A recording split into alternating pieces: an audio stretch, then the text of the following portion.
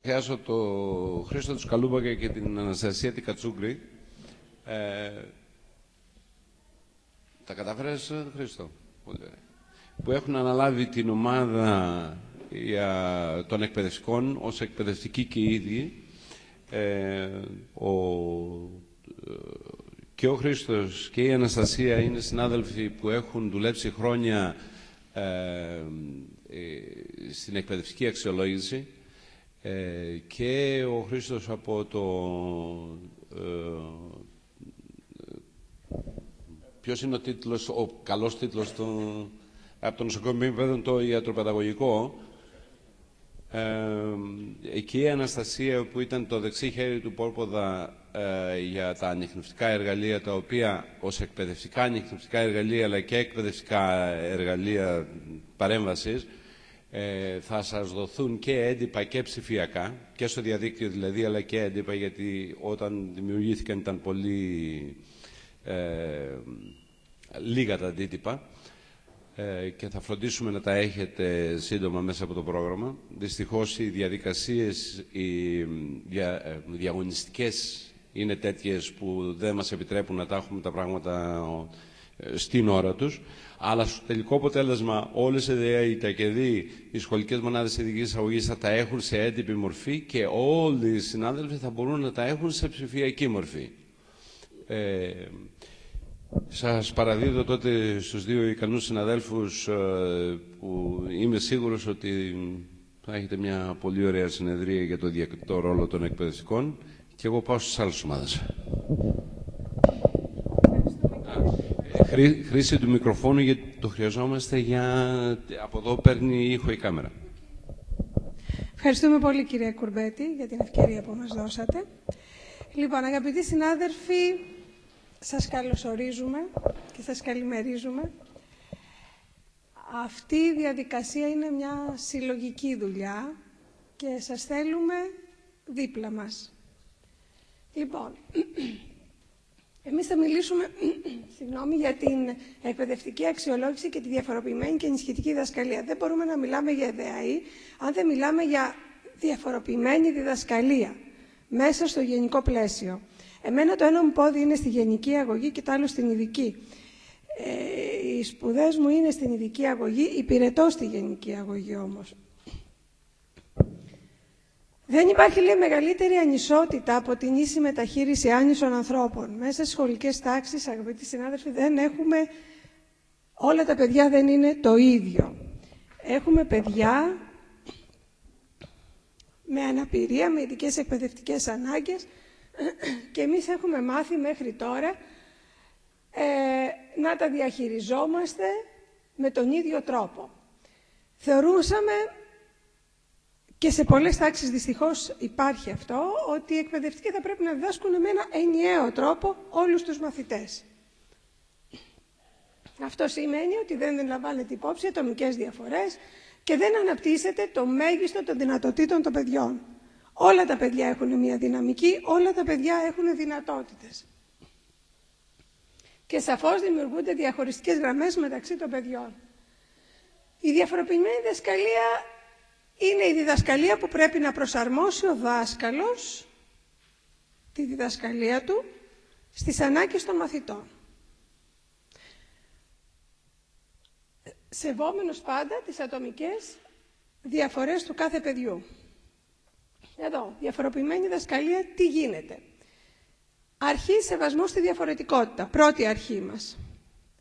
Χτίζουμε στην προϋπάρχουσα γνώση.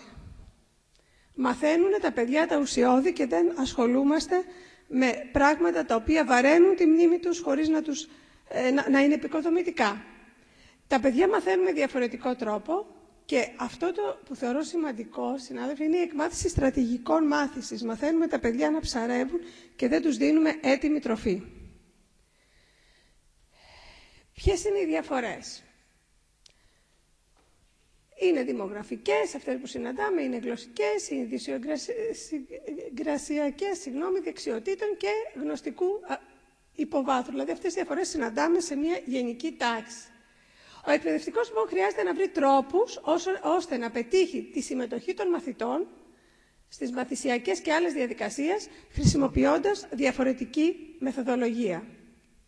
Αυτό είναι η διαφοροποιημένη διδασκαλία. Λοιπόν, πώς επιτυγχάνεται αυτό? Η μάθηση γίνεται μέσω κοινωνικής αλληλεπίδρασης. Όλοι οι μαθητές συμμετέχουν, συνεργασία δασκάλου και μαθητή, αξιολόγηση, αυτό θέλω να το δούμε λίγο, η αξιολόγηση και η διδασκαλία είναι αλληλένδετες. Στεκόμαστε πολλές φορές στην αξιολόγηση και λέμε, βάζουμε ένα τεστ και λέμε 4, 5, 3, 10. Αυτό δεν βοηθάει. Αυτό δεν είναι διαφοροποιημένη διδασκαλία. Λοιπόν, οι 4 αρχές που βασίζονται στην αρχή της διαφοροποιημένης διδασκαλίας. Σέβεται το επίπεδο ετοιμότητας του μαθητή. Όλοι οι μαθητές έχουν το χώρο στην ομάδα. Είτε είναι παιδιά με αναπηρία, είτε είναι παιδιά με ειδικές εκπαιδευτικές ανάγκες. Προσφέρει σε όλους τους μαθητές την ευκαιρία να διερευνήσουν και να ανακαλύψουν τη γνώση.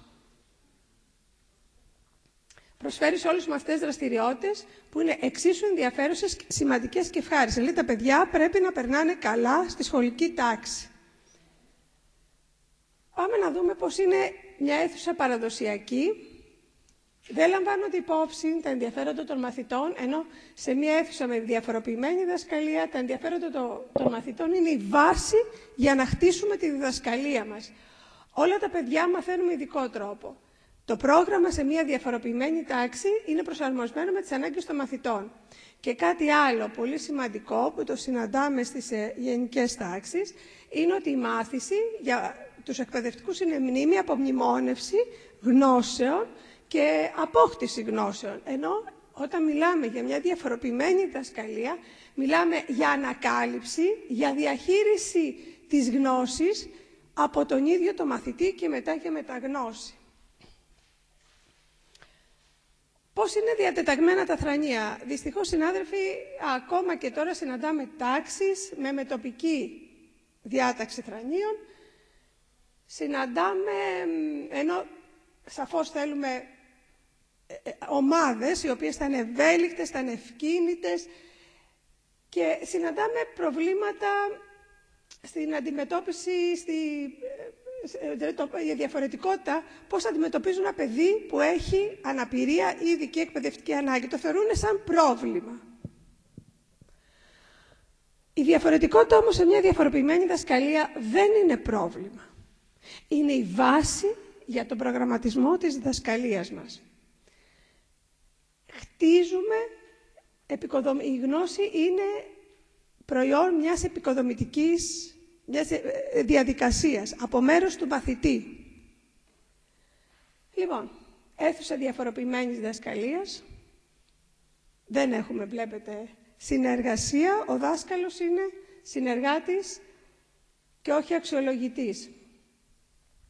Πάμε να δούμε τώρα το διακριτό ρόλο του δασκάλου στη διαφοροποιημένη διδασκαλία. Προσπαθεί να εντοπίσει τα δυνατά σημεία των μαθητών με δυσκολίες. Δεν επιτρέπει στους τομείς που παρουσιάζει δυσκολία να είναι τροχοπέδι στην εκπαίδευσή του, στη διαδικασία της διδασκαλίας του. Δίνει πολύ μεγάλη σημασία στη λειτουργικότητα και δίνει σημασία στη μάθηση των σημαντικών στοιχείων του παιδιού. Αποδέχεται τη διαφορετικότητα. Εάν εμείς οι ίδιοι δεν αποδεχτούμε τη διαφορετικότητα των μαθητών μας, δεν μπορούμε να περιμένουμε από τους άλλους, τους γονείς και τα παιδιά, να τους αποδεχτούν. Βοηθάει τα παιδιά να ανακαλύψουν τη γνώση, εντοπίζει τα δυνατά σημεία του παιδιού και χτίζει πάνω σε αυτά. Όλα τα παιδιά έχουν δυνατότητες. Δίνει φωνή σε όλους τους μαθητές. Προσπαθεί να δει τι κρύβεται πίσω από αυτά που λένε οι μαθητές. Δεν κάθεται με το ρολόι στο χέρι να πει είναι ώρα για διάλειμμα, δεν θα με φτάσει ο χρόνος να κάνω θρησκευτικά, δεν θα με φτάσει ο χρόνος να κάνω ιστορία κτλ. Χρησιμοποιεί μεγάλη ποικιλία υλικού. Σκέφτεται πολλούς τρόπους εναλλακτικούς για να πετύχει τον αρχικό του στόχο.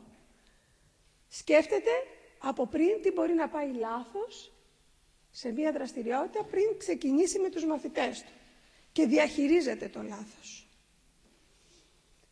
Οργανώνει τα υλικά στο χώρο εργασίας, καθοδηγεί τους μαθητές και τους μαθαίνει πώς να διαχειρίζονται τις γνώσεις, τις πληροφορίες και πώς να τις μετατρέπουν σε επικοδομητικό τρόπο για εκείνους. Διδάσκει με γνώμονα την επιτυχία και δημιουργεί μια αίσθηση κοινότητας μέσα στην τάξη, ομαδικότητας.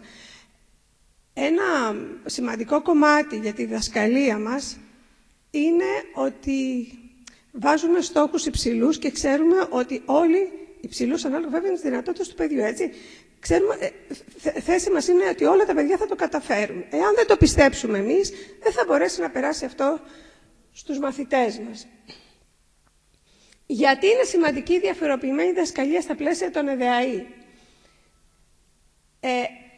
Με τη σύσταση των ΕΔΑΗ, σημαντικός αριθμός μαθητών πηγαίνανε μέχρι τώρα στα ιατροπαιδαγωγικά κέντρα ή στα ΚΕΔΗ.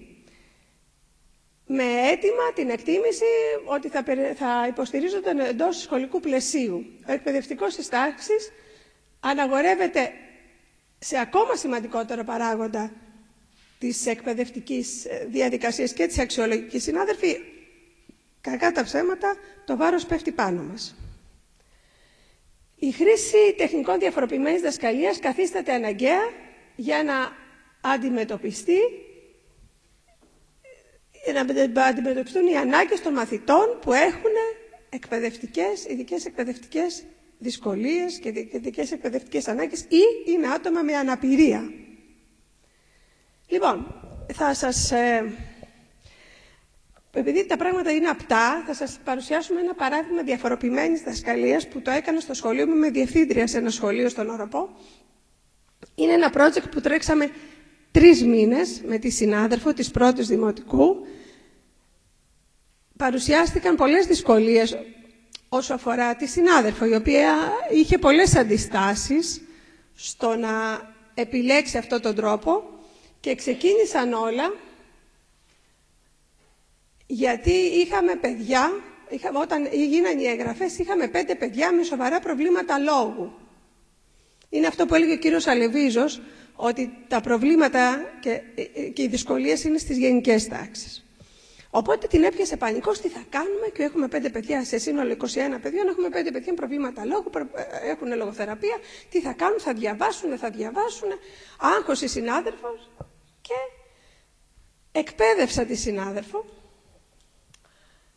και βασιστήκαμε βέβαια στον σεβασμό του ανθρωπίνου δικαιώματος για ισότητα μεταξύ μιας μεικτής και άνησης τάξης, έτσι. Η διδασκαλία δεν σημαίνει μεταφορά γνώσης και θέσαμε υψηλές προσδοκίες. Για να αναρτηθούν στα διαδίκτυα, να είναι για όλους που δεν έχουν την ευκαιρία να είναι εδώ, για εσάς να το ξαναδείτε, να το διορθώσουμε, να κάνουμε προσθήκες και πέρας. Να συνεχίσουμε γιατί... Εσείς συνεχίστε κανονικά σαν να μην είμαστε εδώ. Δεν γίνεται αυτό.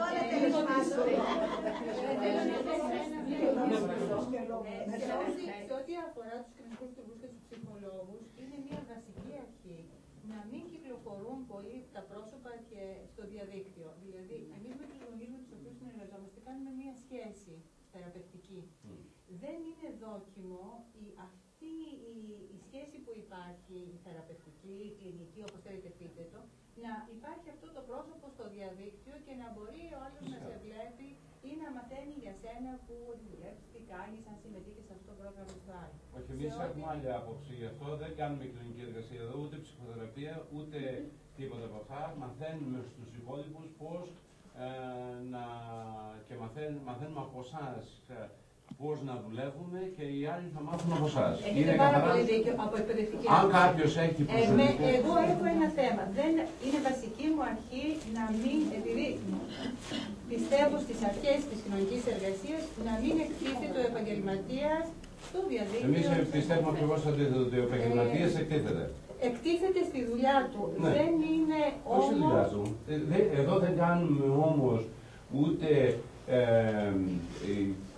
Τώρα αυτή τη στιγμή δεν γράφουμε για παράδειγμα. Συμφωνώ ότι δεν κάνουμε ψυχοθεραπεία. Συμφωνώ πουθενά. Είναι αρχή του προγράμματος, είναι δηλαδή ό,τι λέμε το λέμε υπεύθυνα και προς όλους. Υπάρχουν άνθρωποι όπως στο προηγούμενο σεμινάριο που μία συνάδελφος λέει με μένα είναι θέμα ψυχής. Δεν θέλω να καταγράφετε, δεν έχω ούτε Facebook, ούτε mail. Εγώ για λόγους δεοντολογίας δεν θα ήθελα να βιντεοσκοπηθώ. Ωραία, μπορείτε να αλλάξετε θέση τότε και να... Δεν πειράζει, δεν Ελάτε από εδώ. Συγχωρήστε με. Κάτι το οποίο πραγματικά είναι σημαντικό και λίγο διευκολυντικό. Επειδή τώρα λίγο μιλάμε για να γνωριστούμε για τους εαυτούς μας και λίγο για την επαγγελματία, ίσως θα ήταν καλύτερο αυτό το κομμάτι της αυτοπαρουσίασης να μην το περάσουμε. Και αυτό το λέω, συγγνώμη, δεν έρχομαι να σας κατευθύνω, να κατευθύνω κανένα. Απλά νομίζω ότι το πιο προσωπικό μας κομμάτι είναι καλύτερο για λίγο να το αφήσουμε απ' έξω. Όση ώρα δουλέψουμε όμως στη λογική της ομάδας, με τα εργαλεία της ομάδας κλπ. Νομίζω ότι είναι οκ. Να κάνω μια παρατήρηση. Είναι οκ αυτό. Ωραία. Είναι σαφώς και σεβαστή η άποψη της συναδέλφου. Πάντως προσωπικά θα ήθελα να πω κάτι. Ότι από τη στιγμή που υποβάλλεις αίτηση για να συμμετάσχεις σε ένα υπομορφωτικό πρόγραμμα του ΜΕΘΟ του ΙΕΤ, δεν είναι ένας τυχαίος φορέας, είναι ο επίσημος φορέας του Υπουργείου Παιδείας. Αυτόματα δέχεσαι και την, μάλλον βγάζεις τον εαυτό σου έξω από κάποια υποτίθεται δεοντολογία επιστημονικής φύσεως, η οποία έχει να κάνει στη σχέση πελάτη και θεραπευτή, ας πούμε, ή κοινωνικού λειτουργού του ψυχολόγου. Από τη στιγμή που αυτό είναι ένα μια δημόσια παρουσίαση, διότι εδώ θα μπορούσαν να είναι άλλα 500 άτομα, έτσι δεν είναι? Δεν θα μπορούσε να γίνει κατά του 80. Αλλά νομίζω ότι δεν διαφωνούμε, στο διασφαλίσουμε. Μόνο το δικό μας βρέθηκε λύση, οπότε μην κάνουμε χρόνο για να συνεχίσουμε. Δεοντολογικό ατόπιμα. Όχι, απλά νομίζω ότι η λύση έτσι όπως δόθηκε πέρα από τα προσωπικά στοιχεία είναι Εγώ σας πω, όποιος δεν είναι δεν μου το γράψει, δεν μου το γράψει κανένα, σημαίνει ότι επιθυμείτε. Οπότε εγώ τουλάχιστον έχω τη σύνθεση μου καθαρή. Ένας ψυχίατρος πάντα βιντεοσκοπεί τις παρουσιάσεις, απλώς δεν τις βγάζει στο διαδίκτυο. Εγώ θα τις βγάλω στο διαδίκτυο. Είναι υπομορφωτικό. Έχετε κληθεί ως η πιο ικανή του χώρου σας. Και θέλω η φωνή σας να ακουστεί. Όταν βιντεοσκοπείτε, μου λέει κάποιος για ποιο λόγο το κάνει, μήπως το λέτε για να μιλάμε σαν χλαμάρες. Αλλά δεν το είχα σκεφτεί αυτό είναι η ιδέα όμως. Ότι δεν μπορεί να λέει ο καθένας ό,τι του κατέβει. Έτσι, αυτός είναι ένας άλλος λόγος. Αλλά σέβομαι τις προσωπικές ανάγκες του καθενός. Απλά θα τελειώσουμε την παρουσίαση και μετά ξεκινάμε κανονικά με τα εργαλεία. Δεν είναι θέμα προσωπικής ανάγκης. Όχι. Αυτή θα τη σεβόμουν. Τα υπόλοιπα δεν είναι. Ίσως να μην είστε εξοικειωμένοι. Και γι' αυτό ξεκινήσαμε και νωρίτερα πριν έλθουν, ώστε να έχουμε ολοκληρώσει το time. Εμείς μπορούμε να περιμένουμε πώς θα ολοκληρώσουμε αυτό το κομμάτι και θα πάρουμε τα πλάνα από το υπόλοιπο. Ευχαριστούμε πολύ. Η Ελένη μιλούσε και την κόψαμε. Δεν πειράζει. Πάμε σε μια άλλη ομάδα.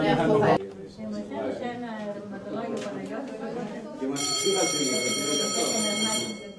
είναι κόλπο. Τσακ, πέφτεις τώρα από τις πρώτες.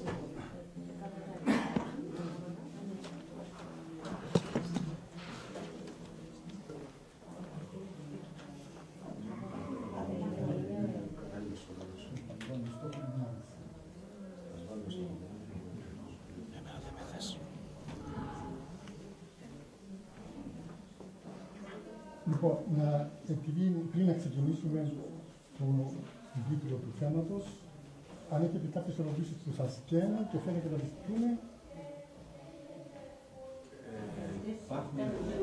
Σχετικά με την εισήγηση γενικώς. Ναι, Ερωτήσεις σχετικά με την εισήγηση τη δική σας ή με το διοικητικό? Και με τον ψυχολόγο. Υπάρχουν πολλά ζητήματα. Τέλος πάντων, έχω 3-4 και υποθέτω ότι κάποιες είναι κοινές με συναδέλφους. Έχω αρκετές ερωτήσεις που είναι διοικητικού τύπου. Δηλαδή, για παράδειγμα, θα ασχολούμαστε με ένα παιδί έχοντας την έγκριση του γονέα. Είναι ένα θέμα αυτό, ένα ερώτημα.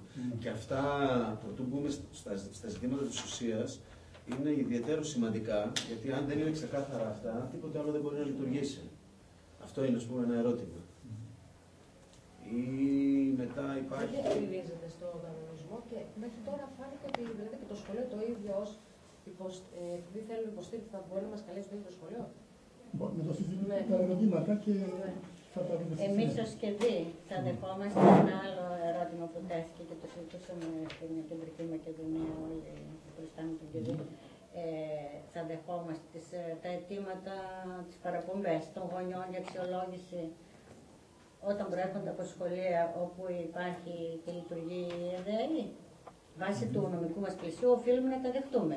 Βάσει του πλαισίου τώρα της λειτουργίας του ΕΔΕΗ λέει πρώτα θα γίνεται όλη η διαδικασία και μετά αν δεν λύνονται τα προβλήματα τότε θα παραπέμπονται. Ποιος θα είναι ο ρόλος ο διαγνωστικός του ψυχολόγου? Είναι αυτό το θέμα. Ναι, θέλω να πω ότι αυτό είναι πολύ βασικό. Μια παρόμοια ερώτηση.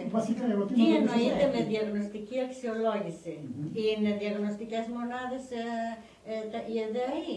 Υπάρχει ο θεσμός της, να το πω θεσμό, πώς να το πω, το να ψηφίζουμε σε ένα επιστημονικό όργανο? Τότε πώς μιλάμε για σύνθεση διεπιστημονικής ομάδας? Για τη σύνθεση. Δεν το έχω δει εγώ πουθενά να λέμε ότι ψηφίζουμε αν η Δέσποινα έχει ειδικές δυσκολίες ή έχει νοητική υστέρηση. Νομίζω είναι ένα μεγάλο πρόβλημα. Κάποιος στην εισήγηση είπε ότι δεν είναι διαγνωστικό. Όμως στη συγκρότηση γράφει ότι είναι ένα πρωτοβάθμιο διαγνωστικό όργανο. Οπότε από εκεί υπάρχει. Και γιατί δεν συνδέεται με τον ψυχολόγο. Δεύτερον, είπε δεν μπορώ να φανταστώ κάποιον με διαγνωστικά εργαλεία να κάνει αξιολογήσεις. Γράφει όμως το διακριτό ρόλο του ψυχολόγου ότι με ανιχνευτικά εργαλεία θα κάνει αξιολογήσεις. Αυτά θα φυλάσσονται στον ατομικό φάκελο του παιδιού, στον οποίο θα έχουν πρόσβαση όλοι οι εκπαιδευτικοί. Άλλο κομμάτι που είπαμε να μην μπούμε σε αυτό, αλλά εγώ θα μπω σε αυτό γιατί το βίωσα, επειδή είμαι και στο Κυριακό Συμβούλιο. Τα προγράμματα κοινοφελούς εργασίας, τα οποία προσλάβανε ψυχολόγους, σε πολλά σχολεία που είναι ΔΕΑΗ, υπάρχουν και τα παιδιά αυτά. Κάποια από τα παιδιά αυτά έχουν κάνει ήδη αξιολογήσεις, έχουν μια έκθεση και έρχεται τώρα και μου λέει θα το παραπέμψω στο ΚΕΔΗ, θα το παραπέμψω στην ΕΔΕΑΗ και ο ψυχολόγος της ΕΔΕΑΗ θα έρθει και θα ξανακάνει το ίδιο κομμάτι που έκανα εγώ στην παρατήρηση μέσα στην τάξη. Χρειαζόμαστε την άδεια όλων των γονιών. Αν κάποιος γονιός διαφωνήσει, είμαστε εκτεθειμένοι νομικά όταν υποστηρίξουμε ότι μπορεί να κάνει παρατήρηση μέσα στην τάξη. Αυτό προβλέπει η παρατήρηση. Και εμείς το κάνουμε σαν στελέχη του ΚΕΔΗ. Άλλα ερωτήματα είναι σημαντικά ερωτήματα. Και η εποπτεία λίγο του περιστατικού. Δηλαδή, εγώ προέρχομαι από ένα πολύ μικρό νησί που έχουμε προβλήματα υποστελέχωσης σε όλες τις δομές. Οπότε λειτουργούν όλες οι δομές μόνο με αναπληρωτές. Και το ΚΕΔΗ με αναπληρωτές και τα ειδικά σχολεία με αναπληρωτές, τα τμήματα ένταξης με αναπληρωτές. Η εποπτεία όλων αυτών των περιστατικών που θα βλέπει ο εποπτεία, το βάζω εισαγωγικά, απλά με ποιον θα τα συζητάει όταν πρόκειται. Ναι, η εποπτεία των ψυχολόγων, των ΕΔΕΗ, από ποιος θα γίνεται? Καταλαβαίνω ότι θα γίνεται.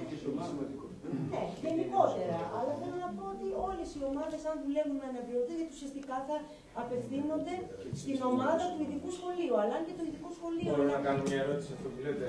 Συγγνώμη. Όταν λέτε εποπτεία, τι εννοείται εποπτεία?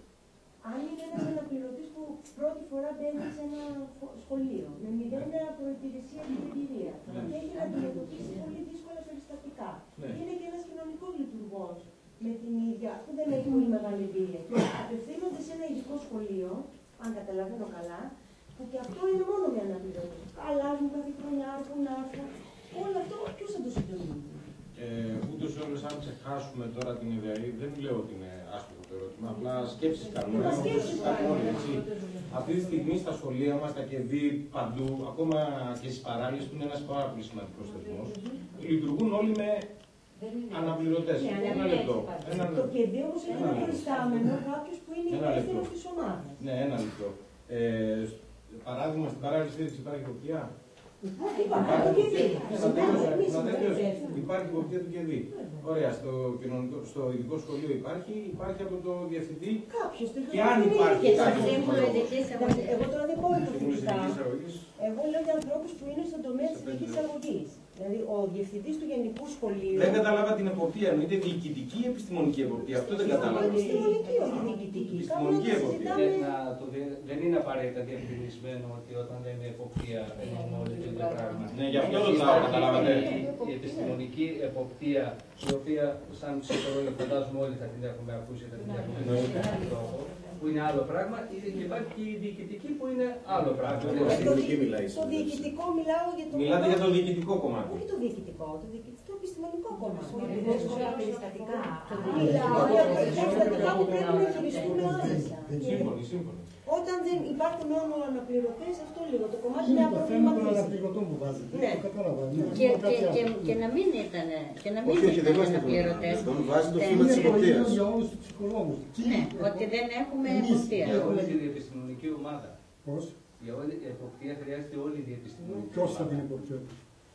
Αυτό είναι ένα ζητούμενο εδώ και χρόνια στην ειδική αγωγή. Τι είναι η εποπτεία, ποιος θα κάνει εποπτεία και ποιος είναι εκπαιδευμένος. Ναι, εντάξει, δεν το εννοώ εγώ. Ποιος κλάδος θα κάνει η εποπτεία του ψυχολόγου της διεπιστημονικής?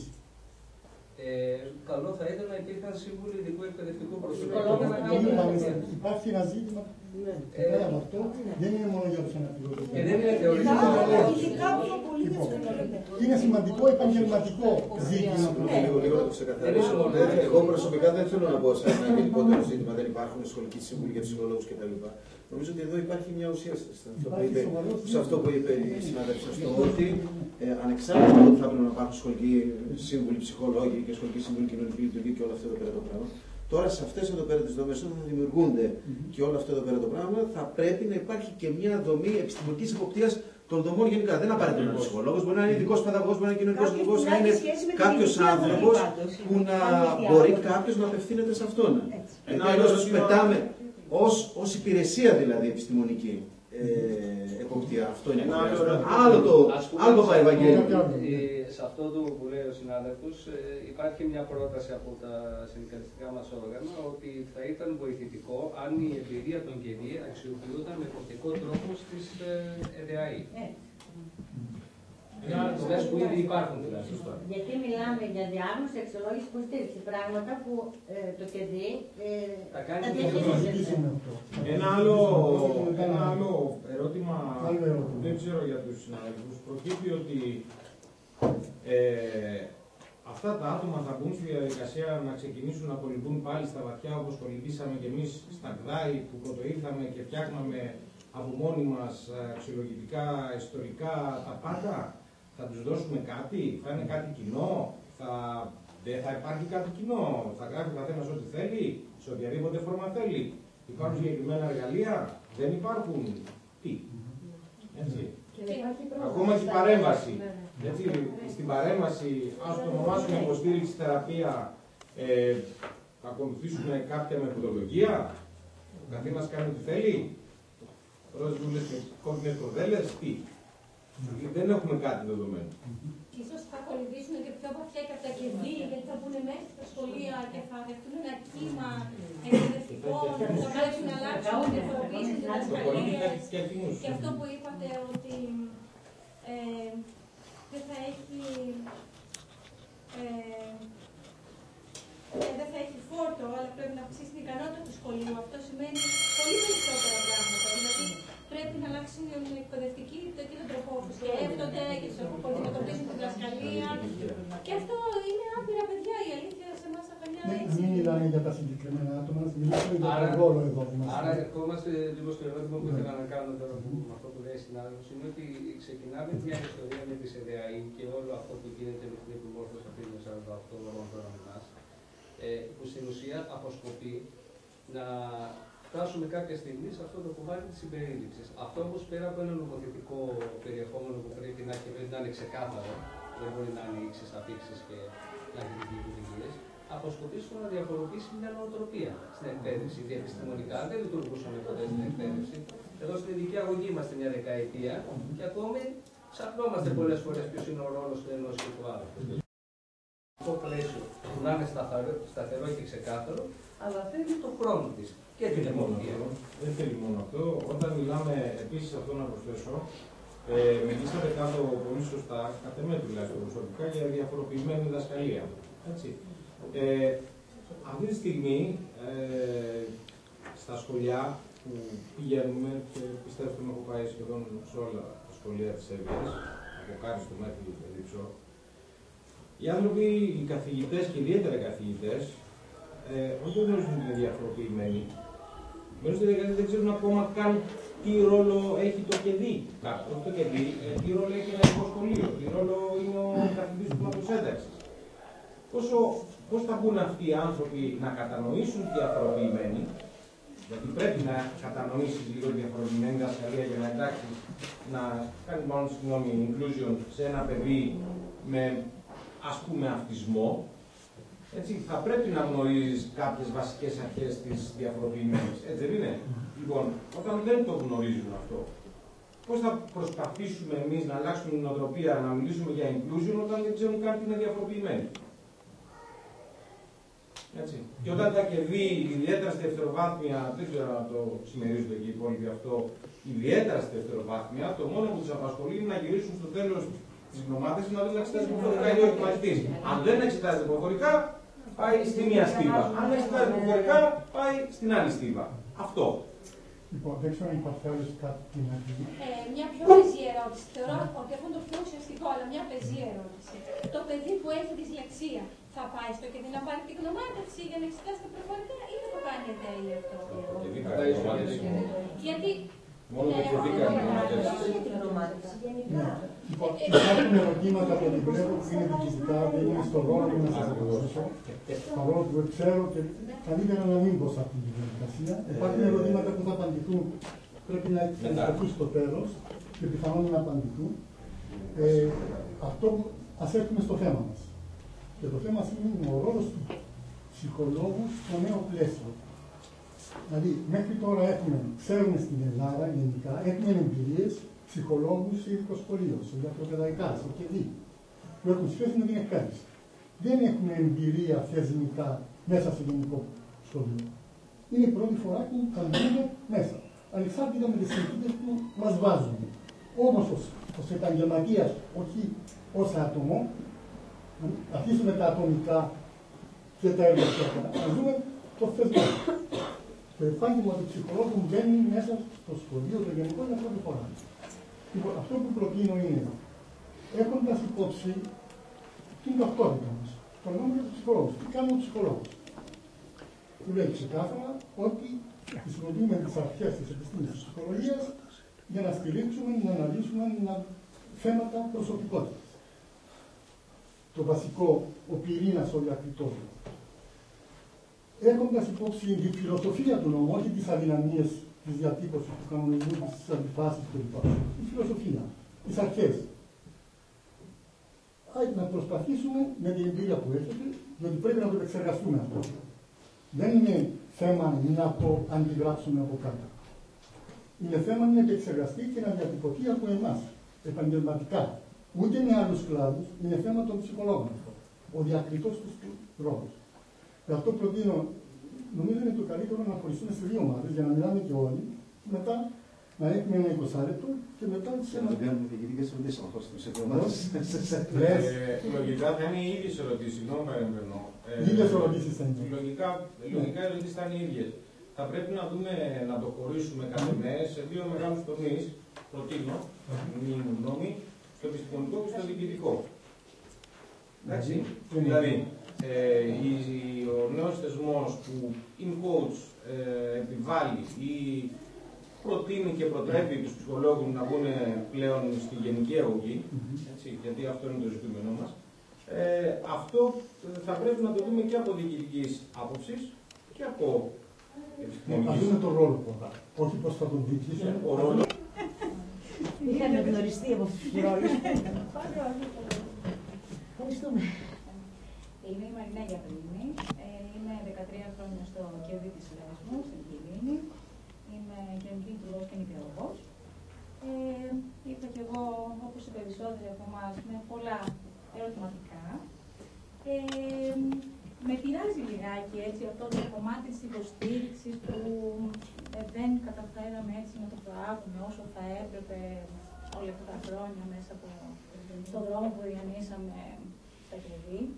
Βέβαια, έχω τους εμβιασμούς μου με την έννοια ότι η υποστήριξη τουλάχιστον όσον αφορά το εκπαιδευτικό κομμάτι ενδεχομένως να μην έχουμε κάνει τόσο καλά σε εισαγωγικά. Απ' την άλλη, εγώ προσωπικά θεωρώ ότι το κομμάτι υποστήριξη από το τη μεριά της κοινωνικής εργασίας, σε σχέση με τους γονείς, σε σχέση με την υποστήριξη εξατομικευμένων των μαθητών, προσπαθούμε να κάνουμε όσο καλύτερα μπορούμε τη δουλειά μας στα πλαίσια των δυνατοτήτων και της δομής αυτής. Το κομμάτι τώρα της υποστήριξης εκπαιδευτικά, θέλω να πιστεύω ότι μέσω του ΔΔΕ ίσως να μπορέσουμε να κάνουμε κάτι καλύτερο. Και χαίρομαι πάρα πολύ που βλέπω συγκεντρωμένους πολλούς συναδέλφους της ειδικότητας. Και εμείς. Ονομάζομαι Άννα Ματσίδου, είμαι 25 χρόνια στην ειδική αγωγή, πάρα πολλά, από αυτά τα τελευταία 14 χρόνια στο κεβί της Άρτας. Με ενδιαφέρει πάρα πολύ βέβαια το κομμάτι της υποστήριξης και γι' αυτό βρισκόμαι εδώ. Θέλω να σας πω όμως, είπατε κάτι την προηγούμενη εβδομάδα, ότι ίσως δεν πέτυχαν τα κεβί. Αναρωτήθηκε ποτέ κανείς εάν τα κεβί στηριχτήκανε, γιατί εμείς το κεβί της Άρτας συγκεκριμένα τα τελευταία 8 χρόνια δεν έχει μόνιμο ψυχολόγο. Κάθε χρόνο έχουμε αναπληρωτές. Και κάθε χρόνο διαφορετικό άτομο. Αν έχετε και αναπληρωτή, πάλι καλό. Ναι, φέτος, κύριε Λεβίζο, ήρθε στις 12 Δεκεμβρίου. Έχουμε κάνει μια λίστα. Μια λίστα. Μπροστά. Δεν είχαμε και εμείς. Δεν έχουμε εκπαιδευτικό, δεν έχουμε ψυχολόγο. Τι μπορεί να κάνει, ας πούμε, το ΚΕΔΙ, εάν δεν στηριχθεί και το ΚΕΔΙ και όλες οι άλλες δομές που... Και οι ΕΔΕΗ. Ναι, γιατί στην Άρτα συγκεκριμένα δεν υπάρχει μόνιμος ψυχολόγος. Πώς θα στελεχωθεί αυτή η ΕΔΕΗ? Είμαι η Αναστασία Αποστολοπούλου. Εργάστηκα 5 χρόνια στο ΚΕΔΙ Μεσσηνίας, ως κοινωνική λειτουργός. Γνωρίζω και τα σύμφωνα. Και ήταν επιλογή μου να πάω μετά στο ΕΚ Καλαμάτας, όπου και είμαι για 7η χρονιά.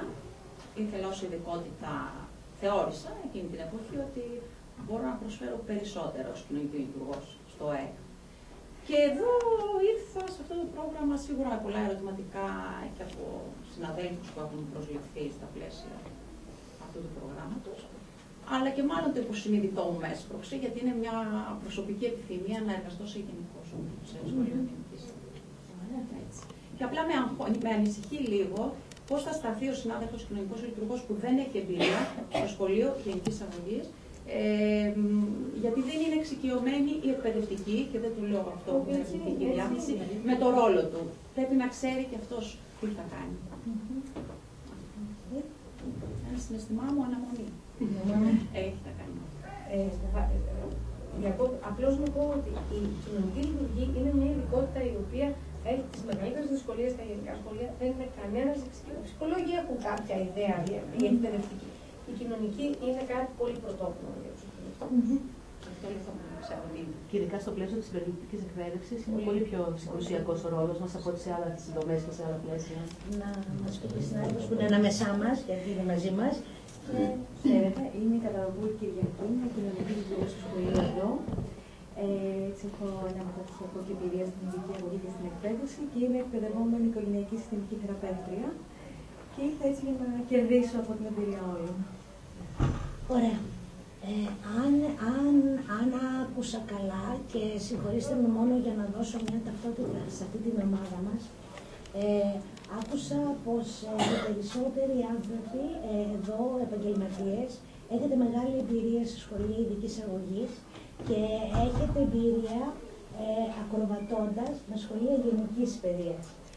Το ακροβατώντας το λέω καλοδιάχυτα και όχι για να το χαρακτηρίσω, στην προσπάθειά σας να βγάλετε τη δουλειά σας προς τα έξω και να προσφέρουμε τις υπηρεσίες μας στο γενικό σχολείο στο βαθμό που έχει γίνει. Άκουσα επίσης, αν άκουσα καλά, από πάρα πολλούς από την ομάδα, ότι η προσδοκία ήταν και μια εσωτερική προσδοκία να βρεθούμε εδώ, γιατί πιστεύουμε στη γενική εκπαίδευση, θέλουμε τη δουλειά μας να τη βγάλουμε προς τα έξω και θεωρούμε ότι είναι πολύ σημαντικό να στηρίξουμε τα παιδιά στο γενικό σχολείο, λαμβάνοντας υπόψη όλη την εμπειρία που έχουμε μέχρι τώρα.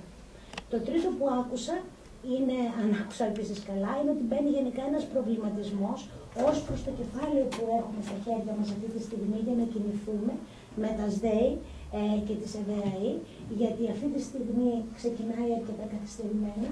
Επομένως θα τολμούσα να πω, αν δεν βάζω ταμπέλα εγώ σε αυτό, ότι αυτό που θύχτηκε μέσα στην κουβέντα, στην Ολομέλεια, ότι αυτή η πιλωτική εφαρμογή για το πώς θα πάει να οσμιστούμε, να πάρουμε ένα χαμπάρι τι θα γίνει στο γενικό σχολείο, το πρόγραμμα μας το δίνει λίγο καθυστερημένα, αλλά μας το δίνει.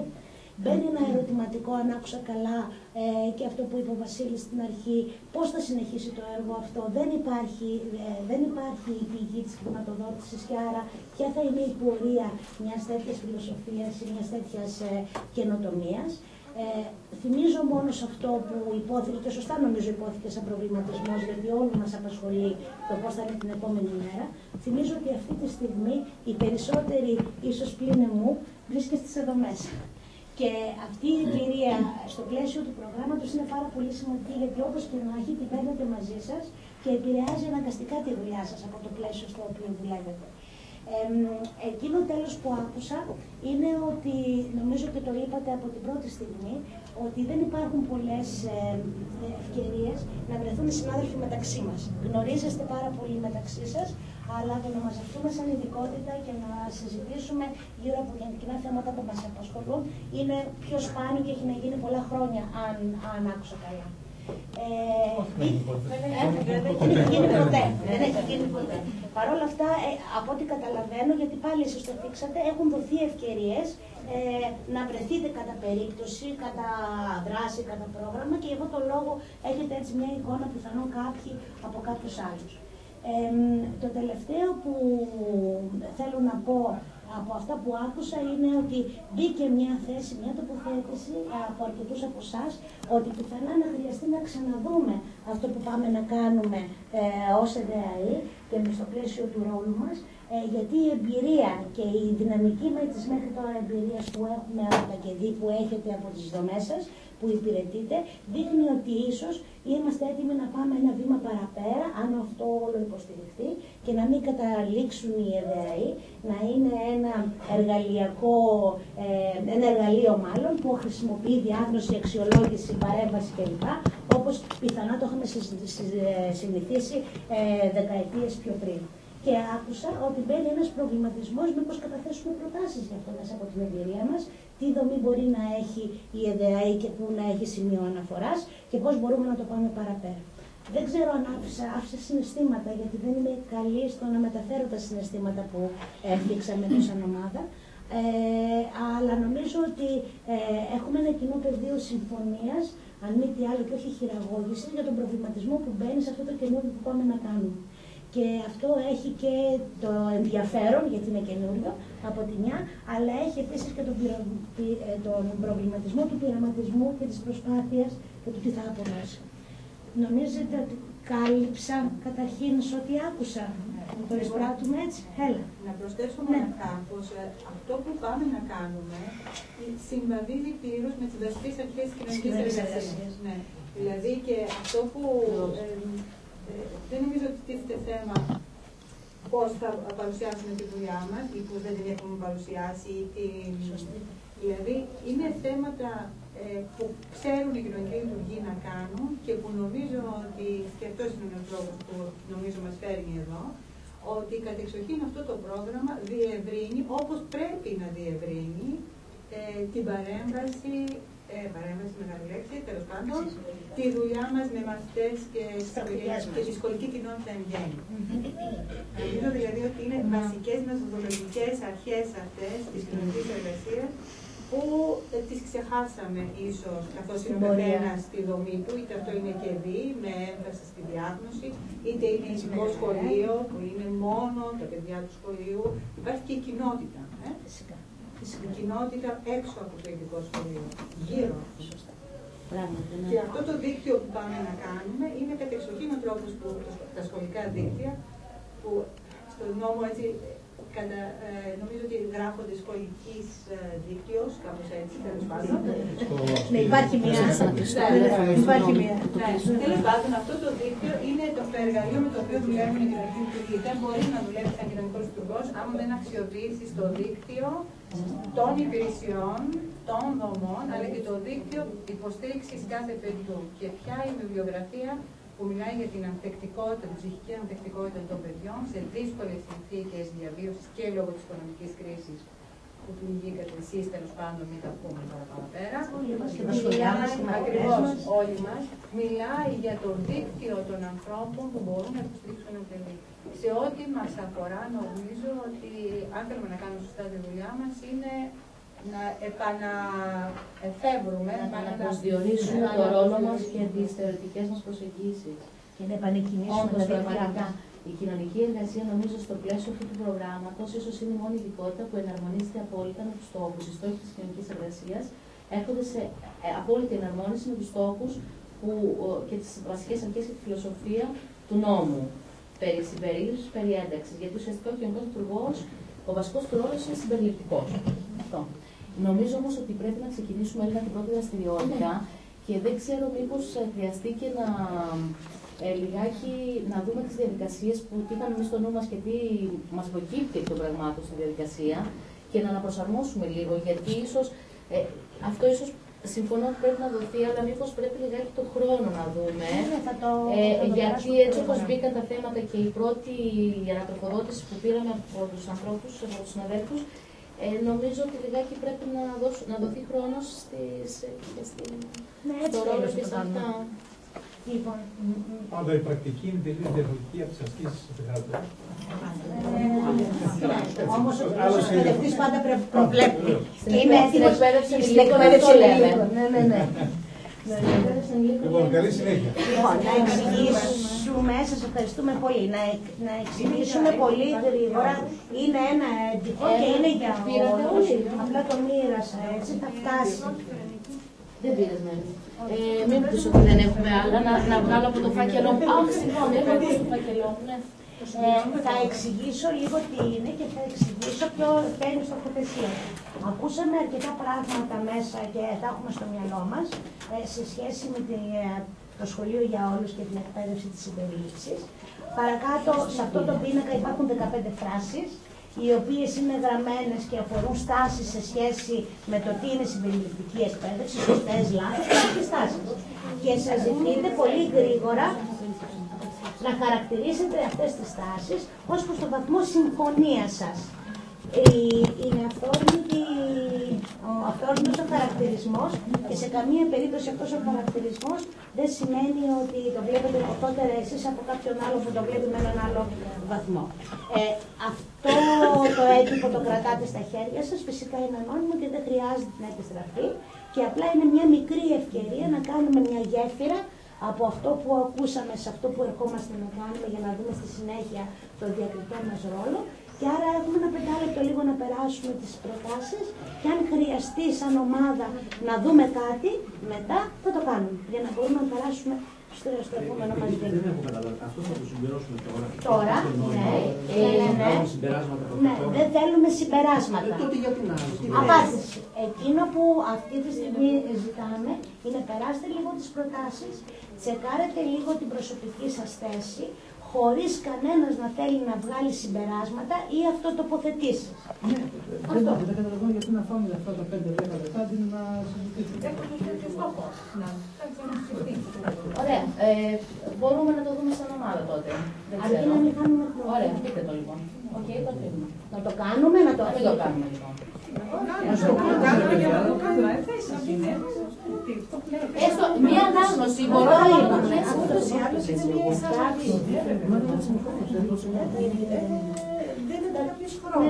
Ένα 5 λεπτό που περνάμε λίγο τις προτάσεις και ένα 5 λεπτό λίγο να τις κουβεντιάσουμε αν χρειαστεί.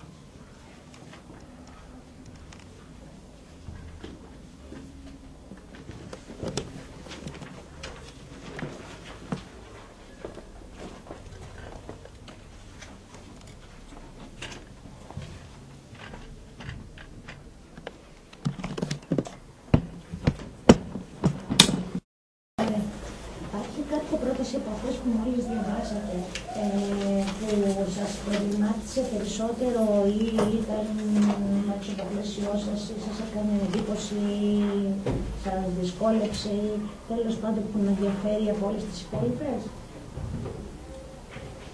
Εμένα η 8, συγγνώμη, είναι κάποιος άλλος. Η 8 λίγο με... Η διατύπωση, ίσως, εγώ, η αντίληψη δική μου, δεν ξέρω, η 8. Δηλαδή, αναφέρεται η φοιτηση όλων των μαθητών στο γενικό σχολείο, ανεξάρτητα από τις ιδιαιτερότητές τους, προϋποθέτει ή και οδηγεί την κατάρτιση των ΣΜΕΑΕ. Όταν μιλάμε για φοιτηση όλων των μαθητών στο γενικό, εκ των πραγμάτων δεν υπάρχει κατάρτιση των ΣΜΕΑΕ. Είναι η διατύπωση, έτσι δεν ξέρω, έτσι λίγο προβληματίστηκα.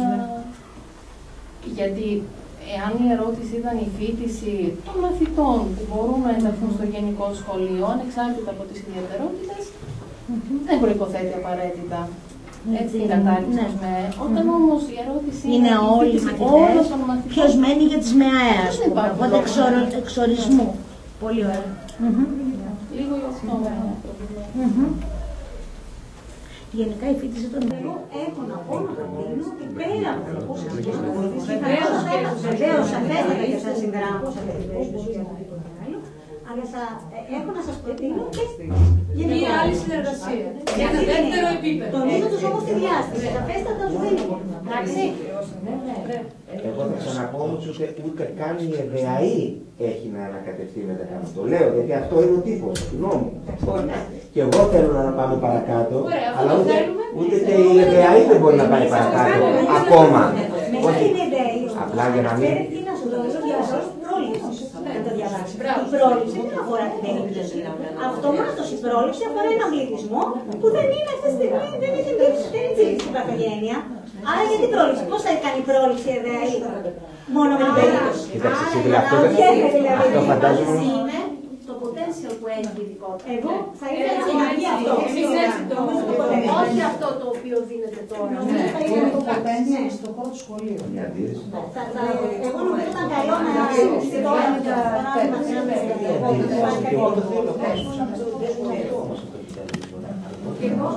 αυτό το είπα, να σας πω πώς το είπα. Είχαμε και φίλους μου συνέβηση και το είπα στους άλλους συναδέλφους εδώ, στο σύλλογο. Αισθάνομαι ότι είναι μια μοναδική ευκαιρία να προμοτάρουμε τον κλάδο μας, την ειδικότητά μας. Προφανώς, αλλήμον, δεν λέει κανένας να ξεπεράσει... Στην Ελλάδα η δικαστολική είναι εδώ που ζούμε. Σήμερα στη χώρα μας είναι το 1800. Τρεις τομείς έχουν.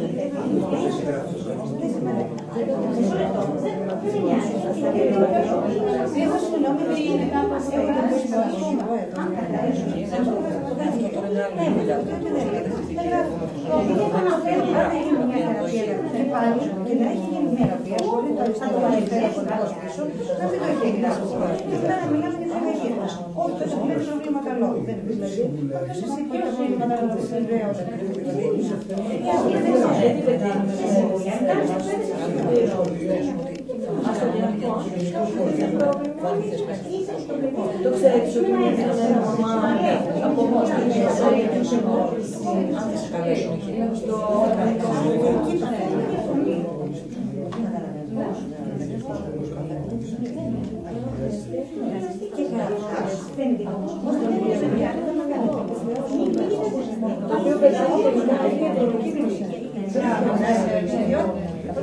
είναι ελάχιστες.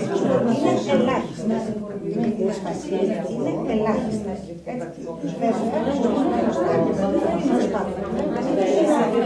Βοηθήσουμε το παιδί να πάρουμε και με τη μέσο.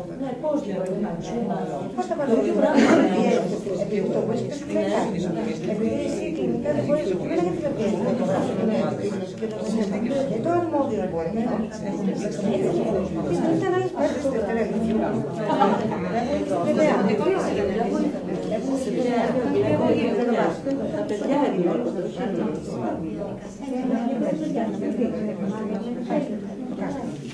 σε ποιο οι εργοθεραπευτές το πώς δουλεύουν, πώς το βοηθάνε, δεν μου φαίνεται. Δεν χρειάζεται να γνωρίσουμε τώρα. είναι τόσο ωραίο. Και στην ειδικότητά μας. Έτσι. Εγώ θα σε ρωτήσω για τα παιδιά μας. Δεν τα αγγίζουν. Αυτό όμως δεν μπορούμε να καταλάβουμε. Θα μπορούσαμε να κάνουμε μια πρόταση του τύπου πολλές φορές υπάρχει ένα παιδαγωγικό και κυρίως στο οποίο μπορεί να οφείλεται σε θέματα στην επεξεργασία.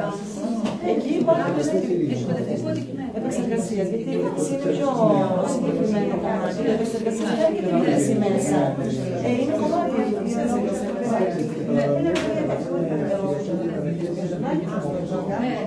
όχι, και κύριες, μπορούμε να πούμε στην Κυριακή και ολοκλήρωση. Όλοι μπορούν να χρησιμοποιήσουν και τα κατρέσια, έτσι, αυτόν τον όρο.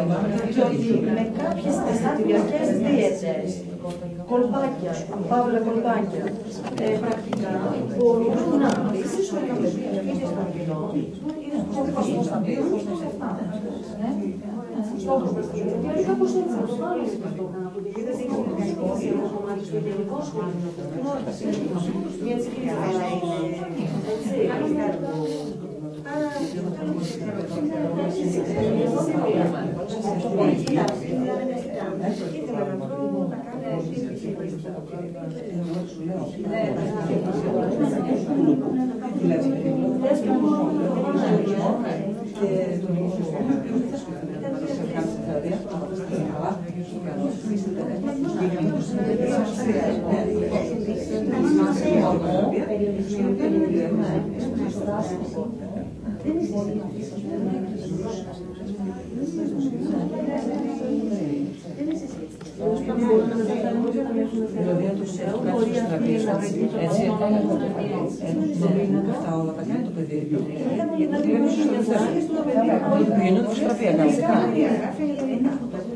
και και το λέμε στο σπίτι, στο σπίτι, το πάει εκεί.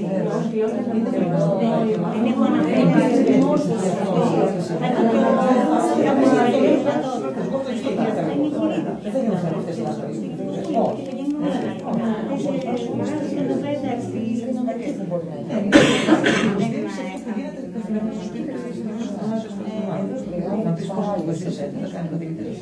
Έτσι προς το πρώτο που το θα δείτε τα παιδιά και γι' αυτό σας είπα ότι το μεγαλύτερο όφελος ήταν ότι πλέον πια έχουμε τους γονείς σύμμαχους, τους πείσαμε. Διστακτικά, παλέψαμε πολύ, δηλαδή νιώσαμε την αντίσταση που θα νιώσουμε όταν θα κάνουμε τις ΕΔΑΗ.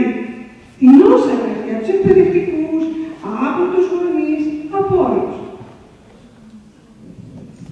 Σας ευχαριστώ και εγώ κυρία.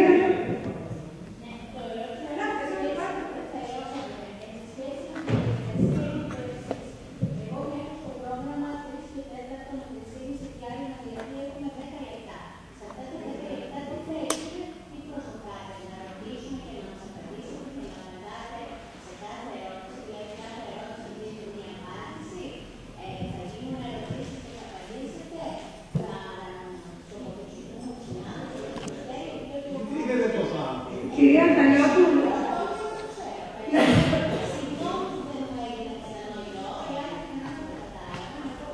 Είχαμε σαν στόχο να σας πω ακριβώς πριν το πρόγραμμα και ίσως δεν με δημιουργήσαμε να το κάνουμε από την αρχή. Μετά την ολοκλήρωση των παρουσιάσεων, είχαμε πρόθεση να σας δώσουμε ένα ερωτηματολόγιο το οποίο αφορά τη συμπερίληψη. Λοιπόν, η αρχική λογική ήταν να δοθεί από πριν και να συζητήσουμε μετά. Εν πάση περιπτώσει, θεωρούμε ότι είναι λιγάκι, πώς να το πω, στημένο αυτό. Δηλαδή, δεν νομίζω ότι πας να μιλήσει σε κάποιον για τη συμπερίληψη και να το ρωτήσει τι πιστεύει, γιατί είτε πιστεύει υπέρ τη συμπερίληψη είτε όχι, δεν είναι. Όταν εσύ το επιβάλλεις επί της ουσίας. Οκ, λοιπόν, ας πούμε λοιπόν, ας τον αφήσουμε λοιπόν τον όρο συμπερίληψη. Ας τον αφήσουμε τον όρο συμπερίληψη. Πες μου έναν όρο, Αντριανέ, να χρησιμοποιήσουμε για να λέμε το ίδιο πράγμα. Εμείς θα βρεθούμε στα σχολεία και θα μιλάμε παράδειγμα κάποιο. Πρόεδρος λέει, όπως ονομάζουμε ΔΕΑΗ και ΣΔΕΗ, δηλαδή οι διευθυντές ανθρώπους στην εμπειρία και θα χρειαστεί να τους πούμε πώς λειτουργεί ο σωσμός. Δεν έχουμε να μας το παρουσιάσει. Να μας το δώσετε. Αυτό είναι. Ωραία, αυτό λοιπόν, αν θέλετε να σας πω λίγο. Θα μιλήσω βάσει της οργάνωσης που έχει ήδη γίνει και όχι αυτής που θα θέλαμε ή θα ήθελα εγώ να γίνει. Μιλάμε ουσιαστικά επί επιτελεσμένων γεγονότων.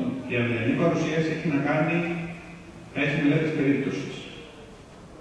Δηλαδή θα παρουσιαστούν περιπτώσεις παιδιών που έχουν 1, 2, 3, 5 ιδιαιτερότητες, τις οποίες καλείται το σχολείο να τις αντιμετωπίσει μέσω του θεσμού των ΕΔΑΗ. Και θα δοθεί η δυνατότητα να αναδειχθούν και τα διαφορετικά, αν θέλετε, διαφορετικές ατέλειες, αδυναμίες, ερωτήσεις, απορίες που έχουν να κάνουν με τον κανονισμό λειτουργίας. Αν αναφέρεστε σε αυτό. Αν κατάλαβα καλά, έτσι δεν είναι. Παράκαλα, δεν σας άκουσα.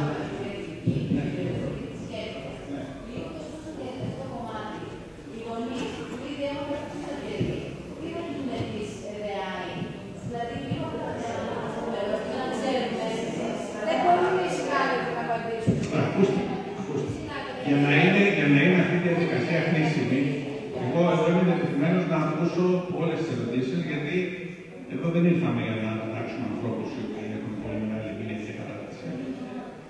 Είναι μια εμπειρία, αν θέλετε, αλληλεπίδρασης.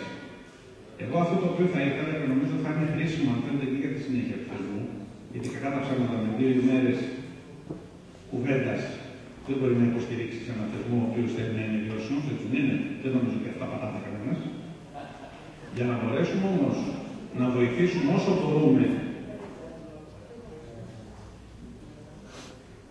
την εξέλιξη του θεσμού και την ανάπτυξή του στο βαθμό που ο καθένας θέλει και μπορεί, εγώ θα έλεγα όλες τις ερωτήσεις τις οποίες έχετε ή τις απορίες αν θέλετε, γι' αυτό το λόγο έχουμε και τα δικά μας mail, τα οποία θα τα ξαναβάλουμε να τα δείτε σε βιάκι, μπορείτε να τα σημειώσετε και να μεταφέρετε τις ερωτήσεις τις οποίες έχετε και τις απορίες, γιατί καταλαβαίνετε ότι δεν μπορούν να απαντηθούν όλες. Σήμερα δεν είναι δυνατόν αυτό.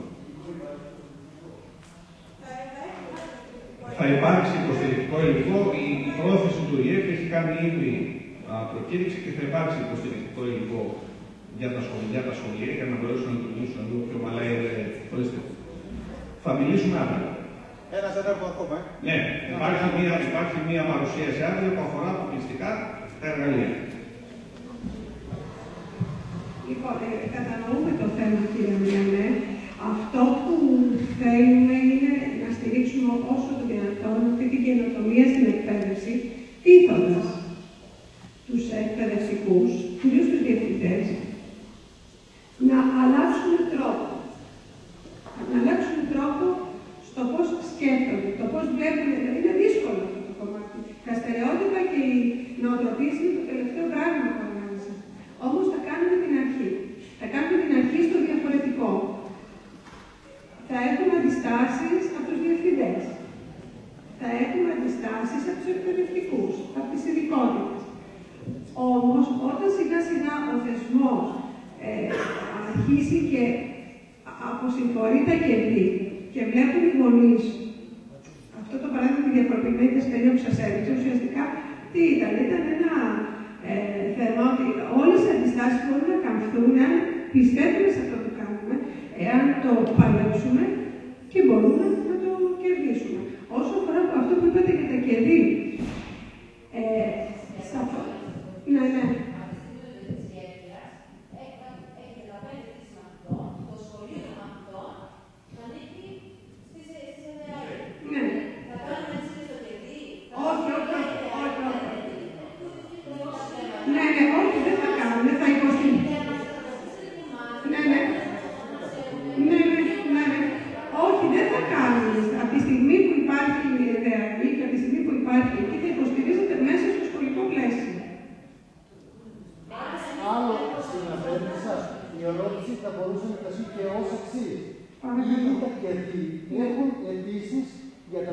Που ανήκουν σε κάποιο ΔΕΗ.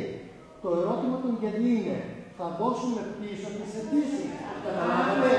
θα πιστώσουμε Αν με επιτρέψετε, μισό λεπτάκι για να σας προλάβω, Ναι. Παρακαλώ. Ναι. Εδώ έχουμε θέμα.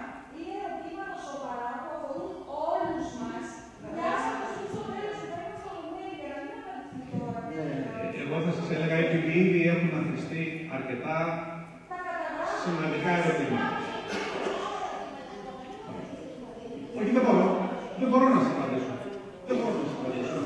Μακάρι να μπορούσα, δεν μπορώ. Να σας πω κάτι άλλο, να προλάβω λίγο, αν με επιτρέπετε. Αν με επιτρέπετε, ένα τελευταίο για να κλείσουμε λίγο το κομμάτι αυτό και να προχωρήσουμε στο επόμενο.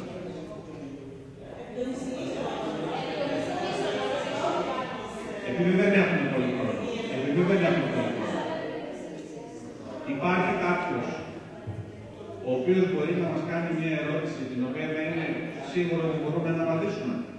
Δηλαδή πάνω στις εγγύσεις τις οποίες έχουμε κάνει. Εάν υπάρχει. Υπάρχει.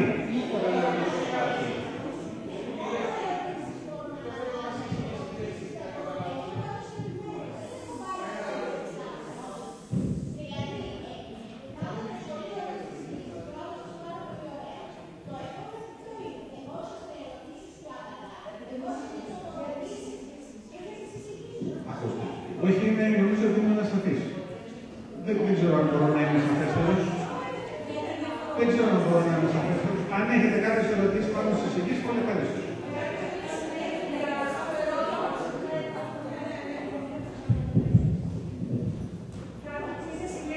Εγώ αυτή την απορία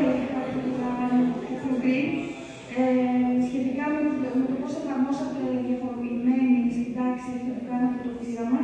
Εγώ συμφωνώ πολύ με πάρα πολλά θέματα που αναφερθήκατε για την σπουδαιότητα της φωνολογικής επίγνωσης, για τη χρήση των ψευδολέξεων που όταν έχουμε εργαλεία ανίχνευσης με ψευδολέξεις χρησιμοποιούνται ως εργαλεία παρέμβασης μετά. Είναι και εμένα η διατριβή μου πάνω στις αναγνωστικές και γνωρίζω και τη δουλειά του κ. Πόρτογα.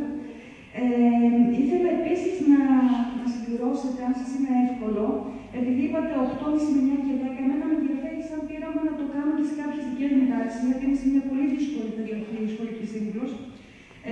Μετά τις 9 και 10 τι κάνατε με αυτή την τάξη, αν θέλετε να μας πείτε.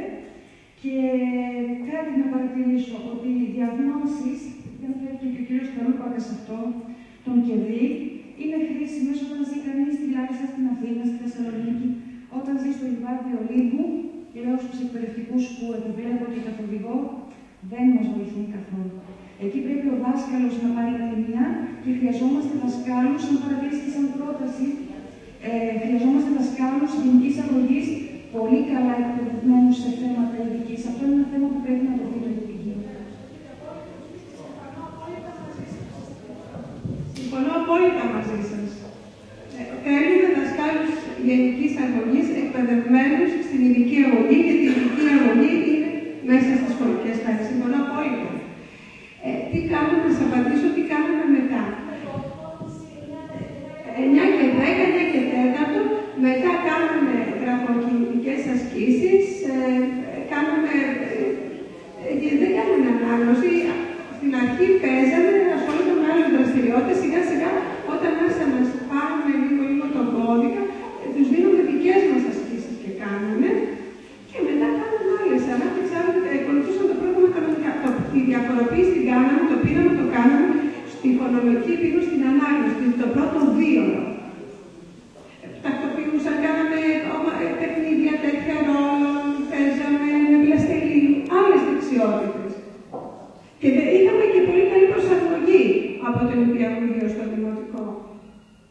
Γιατί στο νηπιαγωγείο δεν είχε γίνει καμία παρέμβαση. Εκεί κόβανε και κολλάγανε δασκάλες. Άλλο θέμα πικρό αυτό. Ενώ μπορεί να γίνει παρέμβαση στο νηπιαγωγείο και μπορεί να γίνει πολλή δουλειά, αναγκαζόμαστε να το πάρουμε και αυτό το κομμάτι εμείς.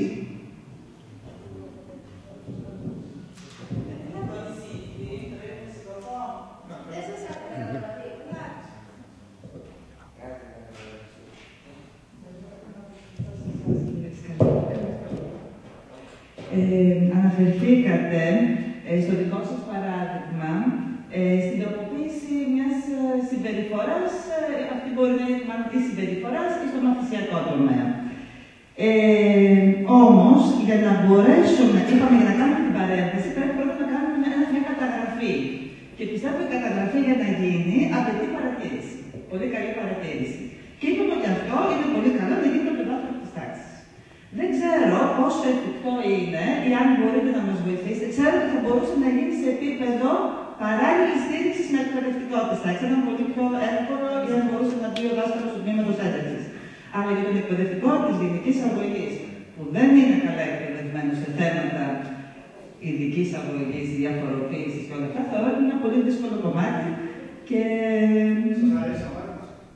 Εννοείται, ναι, συμφωνώ. Οι επισημάνσεις σας είναι πολύ σωστές. Υπάρχουν δύο τρόποι που μπορεί να γίνει η καταγραφή. Έχει γίνει αυτό σας λέω. Ο πρώτος είναι με ένα σημαδάκι σε ένα χαρτί, πάνω στην μέτα, χωρίς να καταλάβει κανένα περίπτωση πρότυπο. Και το δεύτερο είναι, δεν ξέρω αν έχετε δει τις αεροσυνοδούς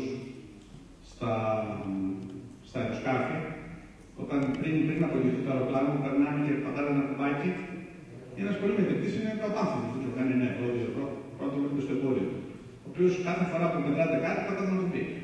Ουσιαστικά είναι ένας μετρητής αυτός. Και μπορείτε να μετρήσετε όποια συμπεριφορά θέλετε. Αρκεί να την παρατηρήσετε. Αυτός είναι, αν θέλετε, είναι δύο τρόποι με τους οποίους μπορείτε να κάνετε καταγραφή της συμπεριφοράς. Ούτως ώστε να έχετε μία, ας πούμε, αξιόπιστη αρχική τιμή. Είτε μια γραμμή σε ένα χαρτάκι, είτε το πατάτε αυτό, δεν το καταλαβαίνει κανένας. Γίνεται με έναν τρόπο όχι τόσο πανηματικό, δηλαδή. Δεν ξέρω να απάντησα στην ερώτησή σας. Τώρα, αν μπορεί κάποιος να το κάνει,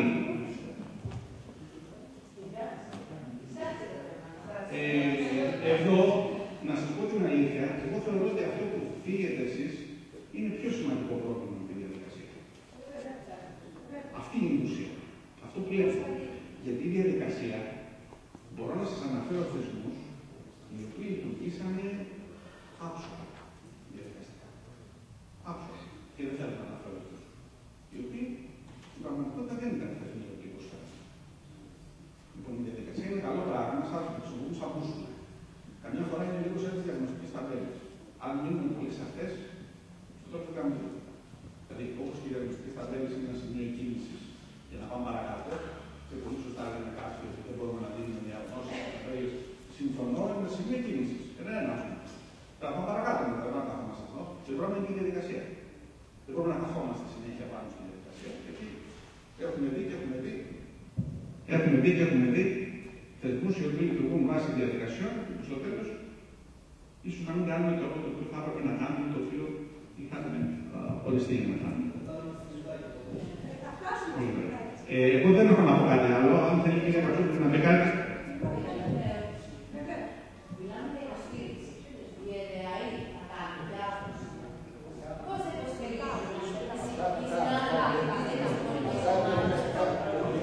Εννοείται.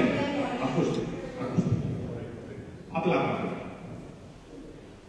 Αποφασίζει ο Σύλλογος ότι υπάρχει ένα παιδί το οποίο έχει μαθησιακές σχολές. Αν θέλει ο κανονισμός λέει ότι στην αρχή της χρονιάς γίνεται μια διαδικασία, ο Σύλλογος παίρνει κάποιες αποφάσεις στο καταξία. Πώς θα δούμε αν το παιδί αυτό έχει όντως τη σχολή στη μαθησία. Άρα λοιπόν, γι' αυτό αναφερόμαστε και στα εργαλεία την αυριανή ημέρα, είτε αν θέλετε ένα σημείο κίνηση το οποίο μπορούμε να δούμε το παιδί αυτό τι δυσκολία έχει. Τώρα, εάν δεν θέλετε να πούμε, ότι ένα παιδί διαβάζει αργά, διαβάζει με ακρίβεια, καθυστερεί, δεν κατανοεί πάντα, έχει μια αποστροφή προς το κείμενο, θέλετε να το πούμε όλο αυτό. Αντί να πούμε ότι το παιδί αυτό έχει δυσλεξία, εγώ δεν έχω κανένα πρόβλημα. Αλλά νομίζω ότι θα πάμε πάρα πολύ χρόνο.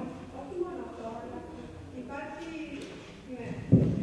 Να συμπληρώσω όχι μόνο αυτό, σε αυτό πρέπει να υπάρχει μια, εμείς το πούμε διάγνωση και αξιολόγηση, αλήθευση και αξιολόγηση.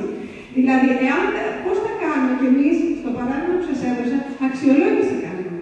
Όταν καλέσαμε τους γονείς και πήγαμε στον οικό και καταρτήσαμε εξοδομικευμένο πρόγραμμα, πώς θα καταρτήσαμε εξοδομικευμένο πρόγραμμα όταν δεν ξέρεις πού πονάει το παιδί. Έτσι, η δυσλεξία μπορεί να είναι δυσλεξία, μπορεί να είναι μαθησιακό, μπορεί να είναι συνθέτη μαθησιακή, μπορεί να είναι αυτισμό, μπορεί να είναι πολιτισμική αποστέρηση, χιλιάδες πράγματα. Θα το δούμε συνολικά. Αυτό που θα δούμε είναι η ανίχνευση που θα κάνουμε και η αξιολόγηση θα πρέπει να μην είναι ωραία, ο Γιαννάκης έχει αυτισμό ή έχει δυσλεξία. Θα πρέπει να το δούμε ακριβώς. Θα πρέπει να το δούμε στο θέμα του ύψιλου, της υποστήριξης. Δηλαδή, έχει αυτό. Τι θα κάνουμε για να βοηθήσουμε το παιδί, την οικογένεια και το παιδί μέσα στην τάξη. Ναι. Ναι, ελάτε.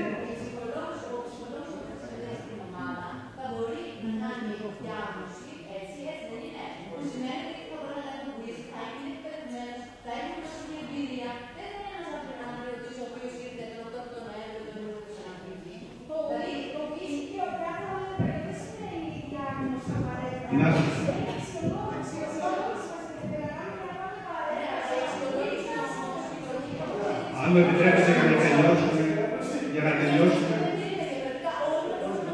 αν μπορώ να βοηθήσω λίγο το να κλείσουμε τη συζήτηση δίνοντας μια απάντηση, γιατί την ήδη περίπου χρόνια. Μπορεί αυτή τη στιγμή το κερδί, για να το θέσω αλλιώς, μπορεί το κερδί να κάνει διάγνωση αυτισμού. Άρα λοιπόν, μας μπερδεύει λιγάκι ο όρος της διάγνωσης, γιατί είναι λίγο ιατροκεντρικός, αν θέλετε. Εγώ θα έβαζα, αν θέλετε, αξιολόγηση. Θα έβαζα εκτίμηση, χρησιμοποιώντας μια γλώσσα που είναι πιο φιλική προς την εκπαίδευση. Να σας πω ένα πρόβλημα το οποίο συναντάμε πάρα πολύ στις υπηρεσίες ψυχικής υγείας. Αν θέλετε ένα λεπτάκι να μου δώσετε, δεν θα σας κουράσω παραπάνω. Είμαι σίγουρος ότι γνωρίζετε ότι στην ψυχική υγεία χρησιμοποιούμε κάποια ταξινομικά εγχειρίδια. Αυτή τη στιγμή, τα δύο επικρατέστερα είναι το ICD, το οποίο είναι του Διεθνούς Παγκόσμιου Οργανισμού Υγείας, και το άλλο είναι το DSM-5, το PTO και το PTO. Τα δύο αυτά ταξινομικά εγχειρίδια πρώτον δεν συμφωνούν πάντα μεταξύ τους.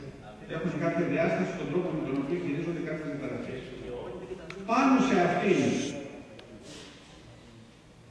σε αυτήν την φυσική υγεία επιτάχθηκε τώρα η ορολογία του 3699. Ο 3699 είναι από μόνος του ένα ταξινομικό σύστημα. Γιατί καταρχάς οι ειδικές εκπαιδευτικές ανάγκες, τις οποίες περιγράφει ως ειδικές εκπαιδευτικές ανάγκες, δεν θεωρούνται ψυχικές διαταραχές, δεν περιλαμβάνονται στα ταξινομικά εγχειρίδια, όλες αυτές. Άρα λοιπόν αυτομάτως έχουμε μια διάσταση υγιή δυσγραφία. Η δυσγραφία δεν θεωρείται. Δεν είναι μια διαταραχή που περιλαμβάνει στο DSM, ούτως θα είναι. Η δυσορθογραφία επίσης. Μιλάμε λοιπόν για ένα άλλο ταξινομικό σύστημα, το οποίο δημιουργεί ήδη ένα πρόβλημα. Ναι, δεν είναι ακριβώς αυτό όμως, δεν είναι δυσγραφία. Προσέξτε, είναι μεγαλύτερο πράγμα από τη δυσγραφία. Θέλω να πω ότι δεν υπάρχει μια, δεν μπώνουν καλά. Γι' αυτό δημιουργεί, αν θέλετε, κάποιες παραγνώσεις, το ξέρω εξαιτίας πείρας, γιατί πολλές φορές πρέπει να το εξηγήσω αυτό σε ψυχιάτρους ή σε ανθρώπους που δεν έχουν πολύ μεγάλη επαφή με το σωματικό. Ότι ξέρετε, δεν μπαίνουν όλα αυτά πολύ καλά μαζί. Αυτό σημαίνει αυτό και εκείνο σημαίνει το άλλο. Και πάλι χωρίς να υπάρχει μια σαφής και συγκεκριμένη πολλές φορές αντιστοίχηση. Πάντα υπάρχει ένα κενό. Τώρα, για να επανέλθουμε στην αρχή της επισήμανσης. Διάγνωση, για παράδειγμα, αυτισμού δεν μπορεί να κάνει. Στη ΣΕΔΑΕ, κατά την άποψή μου. Το ότι μπορείτε όμως να πείτε ότι το παιδί αυτό έχει πολύ σοβαρές δυσκολίες στην επικοινωνία και στις κοινωνικές δεξιότητες και βάσετε προφανώς μεγάλες γνώσεις που έχετε γύρω από τη διαταραχή αυτιστικού φάσματος να επινοήσετε ένα πρόγραμμα το οποίο θα αντιμετωπίζει αυτές τις δεξιότητες, να μην το πούμε αυτό. Να μην το πούμε. Θέλετε σαφής η διαδικασία να κάνουμε τα πάντα. Εάν έχετε έναν δάσκαλο ο οποίος δεν έχει ξαναδεί παιδί που έχει αυτισμό, προφανώς θα κάνετε διαφορετικού τύπου παρέμβαση από έναν δάσκαλο ο οποίος είχε 20 παιδιά. Μα ποιος θα κάνει? Μα όταν μιλάμε για διαφοροποιημένη διδασκαλία... Μισό λεπτάκι. Να συνεχίσω. Η παρέμβαση δεν είναι απαραίτητο ότι περιορίζεται, αν θέλετε, στη διαφοροποίηση ή στην προσαρμογή την οποία θα κάνει ο δάσκαλος μέσα στην τάξη. Για παράδειγμα, αν αυτό το παιδί έχει σοβαρά προβλήματα συμπεριφοράς στο σπίτι, πράγμα για το οποίο εσείς, αν θέλετε, δεν μπορείτε να ασχοληθείτε ιδιαίτερα, θα μπορούσατε να ζητήσετε από τους συνεργάτες της ΕΔΑΗ, μπορεί να είναι ο κοινωνικός λειτουργός, μπορεί να είναι ο ψυχολόγος, να σας υποστηρίξουν σε αυτό το έργο. Μιλάμε για μια ομαδική δουλειά. Τώρα, σε ό,τι αφορά τη δουλειά που γίνεται μέσα στην τάξη, καταλαβαίνετε ότι είναι λιγάκι δύσκολο να υπάρχει κάποιος δεύτερος άνθρωπος από την ΕΔΑΗ, ο οποίος θα βοηθήσει τον εκπαιδευτικό. Υπάρχουν όμως. Υπάρχουν πολλές περιπτώσεις όμως που και ο γονιός μπορεί να βοηθήσει και από εκεί και πέρα εξαρτάται και από το επίπεδο του εκπαιδευτικού και από τη διάθεσή του και να επιμορφωθεί και να βοηθήσει. Του γενικού εκπαιδευτικού. Όχι. Του γενικού. Επειδή, με συγχωρείτε, επειδή ήδη έχουμε υπερβεί κατά πολύ τη διάρκεια αυτής της συνεδρίας. Μία τελευταία ερώτηση στον κύριο, ο οποίος είναι 10 λεπτά με σηκώμενο το χέρι.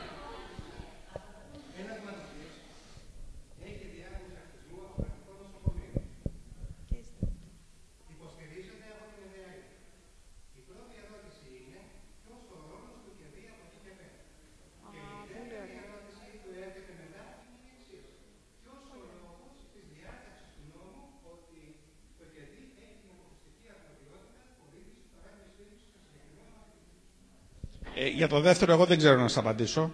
Για το υποερώτημό σας αναφορικά με την παράλληλη στήριξη, δεν ξέρω να σας απαντήσω. Με συγχωρείτε, αν θέλετε, υπάρχουν πολλές ερωτήσεις. Ο κύριος Αλεβίζος είναι εδώ, αν θέλει μπορεί να απαντήσει.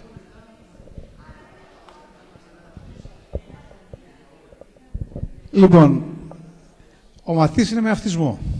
Είναι ενταγμένος σε μία τάξη, έτσι, του Γενικού Σχολείου. Ποιος είναι ο ρόλος της ΕΔΑΗ? Συγγνώμη. Του ΚΕΔΗ. Ας το ΚΕΔΗ. Το ΚΕΔΗ είναι ακόμα μακριά. Άφησε με να σου ολοκληρώσω. Λοιπόν, έρχεται στο σχολείο. Είναι ΕΔΑΗ, έτσι. Παίζει τον ρόλο της υποστήριξης. Μάλιστα είναι παιδί με αυτισμό. Πάμε λοιπόν με αυτόν τον τρόπο να βοηθήσουμε τον δάσκαλο. Και ο δάσκαλος και γενικότερα το παιδί. Ένας τρόπος αποτυγχάνει. Δεύτερος τρόπος αποτυγχάνει. Τρίτος τρόπος αποτυγχάνει. Ο τέταρτος μπορεί να πετύχει. Αν αποτύχει και αυτός, λέω, τότε λοιπόν κάνει παραπομπή η ΕΔΑΗ στο ΚΕΔΗ και το ΚΕΔΗ θα του βγάλει την παράλληλη στήριξη. Παιδιά, είναι ξεκάθαρο. Βεβαίως, θα τα πούμε. Βεβαίως, όταν δεν καταφέρει. Προσέξτε. Όταν δεν καταφέρει η ΕΔΑΗ να δώσει λύση στο πρόβλημα, κάνει παραπομπή στο ΚΕΔΗ. Και την εφόσον λοιπόν ο μαθητής δεν βοηθιέται μέσα από όλες αυτές τις διαδικασίες και θέλει, όπως λέτε, παράλληλη στήριξη, έτσι βλέπει, στο ΚΕΔΗ θα πάει. Και εγώ μιλάω, είμαι ξεκάθαρος. Είμαι ξεκάθαρος. Θα κάνει παραπομπή η ΕΔΑΗ, αν διαβάσετε τον νόμο. Αν διαβάσετε τον νόμο θα το δείτε ξεκάθαρα. Ναι.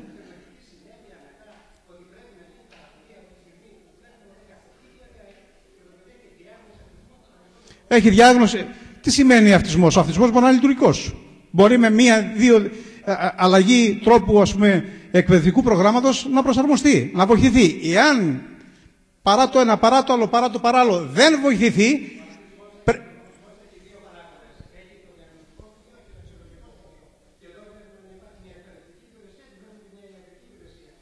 η ιατρική υπηρεσία είχε πει αυτισμός. Λοιπόν, εγώ δεν μιλάω για τη διάγνωση. Η διάγνωση είναι αυτισμός. Πήγε λοιπόν στον κύριο Σκαλούπακα στη μονάδα εκεί, την ιατροπαιδαγωγική, και είπε ότι αυτισμός. Ωραία. Έρθε λοιπόν στην τάξη μέσα. Λοιπόν, από εκεί και πέρα, σε συνεργασία, η ΕΔΑΗ, η διεπιστημονική ομάδα, πρέπει να φτιάξει το πρόγραμμά του. Εάν αποτύχει μία, δύο, τρεις φορές και βλέπει ότι δεν έχει αποτέλεσμα και χρειάζεται αυτό που λέτε η παράλληλη στήριξη, τότε θα την κάνει την παραπομπή. Τη σφραγίδα της παράλληλης στήριξης θα τη βάλει το ΚΕΔΗ. Ξεκάθαρα. Πώς? Δυστυχώς αυτή τη στιγμή η ΕΔΑΗ είναι το ύψιλον μόνο του ΚΕΔΗ. Έχει το κομμάτι μόνο της υποστήριξης.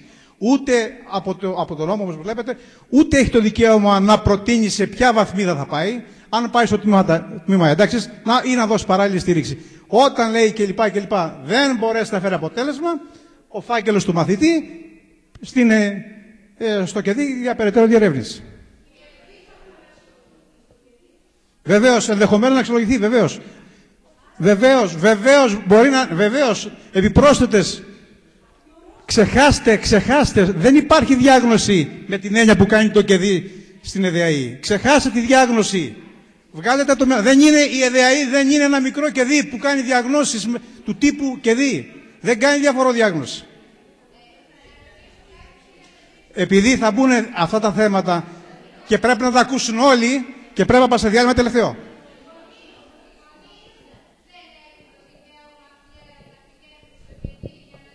Λοιπόν, επειδή κι άλλος συνάδελφος το έβαλε και θα ξαναμπεί μετά, θα το πω, αλλά θα το ξαναπώ πάλι.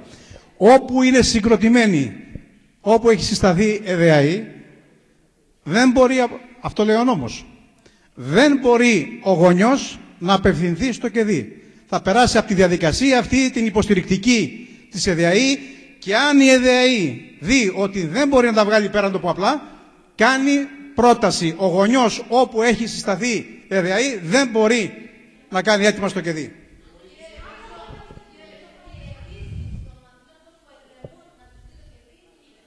Οι αιτήσεις παραμένουν. Γιατί βλέπετε δεν μπορεί να λύσει προβλήματα. Η ΕΔΑΗ, προσέξτε, αν είναι μια περίπτωση εύκολη, θα το λύσει το πρόβλημα. Εάν λυθεί το πρόβλημα και έχει γίνει παραπομπή, δεν υπάρχει λόγος να πάει μετά. Θα υπάρξει συνεργασία σε αυτό. Ναι.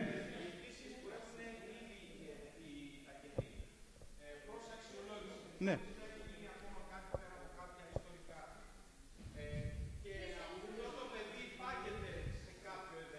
Ναι. Εάν το πρόβλημα λυθεί στην πορεία, κανονικά θα πάνε όπως πάνε. Έτσι. Δεν προβλέπεται από πουθενά. Είναι κάποια θέματα, όπως σας είπα, που πρέπει να προβλεφτούν από τον κανονισμό, που δυστυχώς δεν προβλέπονται. Όποια λοιπόν σημεία, εγώ έχω πολλά να σας πω, αδυναμίες του κανονισμού, αλλά τόσο θα έχετε κι εσείς. Θα καταγραφεί ο κανονισμός, είναι μια υπουργική απόφαση. Σήμερα τη γράφουμε, αύριο υπογράφω ο Υπουργός και βγαίνει. Δεν είναι εκεί το θέμα. Το θέμα είναι να μπορέσουμε εμείς να καταγράψουμε τις αδυναμίες και να τις περάσουμε, να τις αποτυπώσουμε στο χαρτί επάνω και να γίνουν πιο λειτουργικές οι ομάδες αυτές. Είναι λίγο άδικο όμως αυτό, όταν σήμερα ένας γονιός έχει πάρει από το ίδιο σχολείο ένα χρόνο και περιμένει, και ένας γονιός πάρει σήμερα και αξιολογηθεί το παιδί, αξιολογηθεί υποστηριχτεί από την ΕΔΑΗ. Κοίταξε να δεις, το παιδί, προσέξτε να δείτε. Συνάδελφε, ξέρετε τι μου λες τώρα, ότι αυτό το σχολείο που έχει ψυχολόγο και κοινωνικό λειτουργό, βεβαίως το άλλο παιδί που είναι στο άλλο σχολείο και δεν έχει διεπιστημονική ομάδα είναι ρηγμένο. Δεν μπορούμε όλα να τα ισοπεδώσουμε. Η ερώτηση είναι αυτά τα αιτήματα που δεν έχουν επικυρωθεί στο ΚΕΔΗ, τη συγκεκριμένη σχολική μονάδα που είναι στο ΕΔΑΗ, θα τα δώσουμε στα ΕΔΑΗ ή όχι? Προσέξτε, παιδιά. Το καταλαβαίνω αυτό που λέτε. Εάν σας πω εγώ ναι, δεν έχει έννοια. Διότι δεν είναι καταγεγραμμένο σε υπουργική απόφαση. Απλώς βάλτε το σαν αίτημα να το συζητήσουμε και να το δούμε. Εγώ έχω άποψη σε αυτό. Αλλά δεν σημαίνει ότι επειδή έχω και άλλες απόψεις είχα στον κανονισμό, οι οποίες δεν βγήκαν. Δεν λέει τίποτα αυτό. Λοιπόν, το θέμα είναι να καταλήξουμε σε κάποια σημεία που θα είναι βοηθητικά. Λοιπόν, να πάμε σε διάλειμμα, θα έχουμε και μετά και αύριο χρόνο να τα συζητήσουμε. Λοιπόν, κύριε Σκαλούπακα.